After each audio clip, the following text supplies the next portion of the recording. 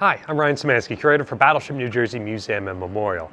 Last week we filmed a video where we visited Taiwan. This week we ended up in Yokosuka, Japan, which is almost certainly in the top 5 for ports that Battleship New Jersey visited over her career.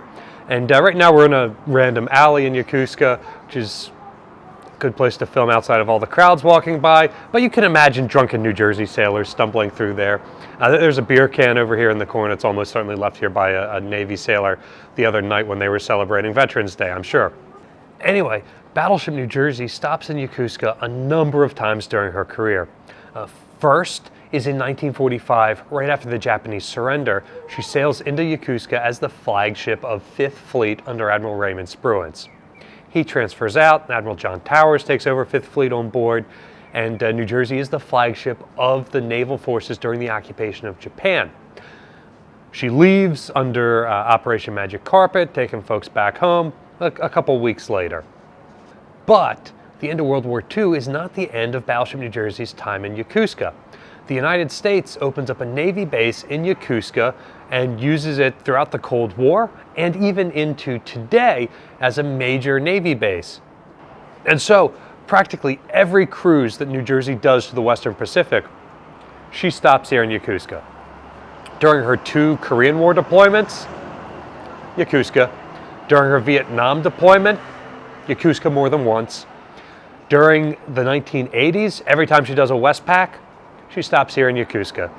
I was at Yokosuka during the signing of the surrender on the Battleship Missouri. You were on the Missouri? No. I was still in the 6th Marines. Right, okay. After the signing of the surrender, I was contacted by some of the people in my unit, and they were looking for Marine replacements to go aboard ships. I had shore patrol once right there in Yokosuka. I did get up to Yokohama once and Tokyo once, and that was about it because Liberty was rather restricted. You weren't allowed to go anywhere too much. The Army had complete control, and, well, transportation and whatnot, it was kind of confined. There was a sign that said, "No dogs or sailors," outside of a bar, and I was like, hey, you know who we are?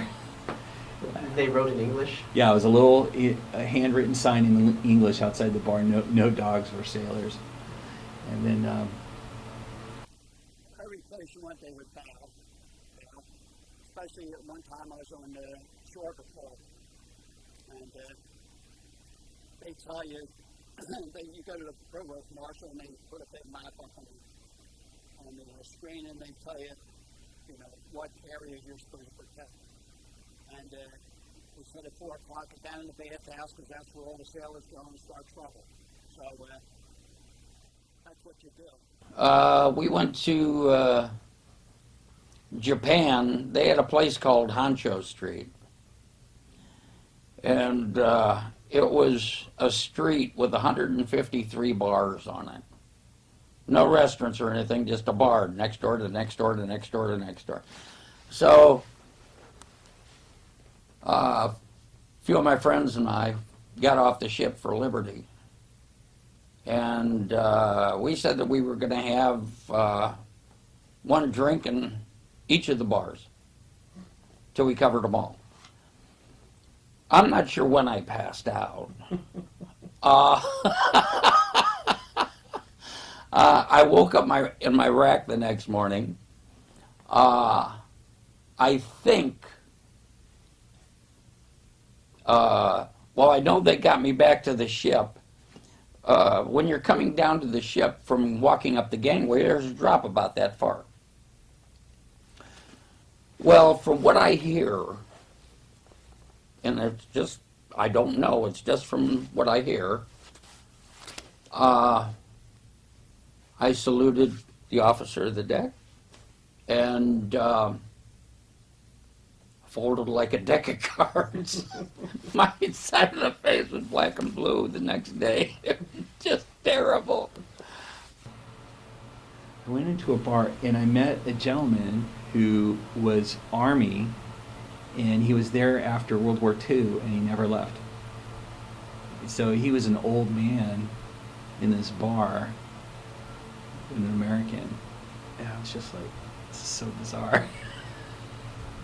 Americans love to visit battlefields, historic sites, things like that. That probably goes beyond Americans, but Americans in general, we set up battlefields as memorials and things like that.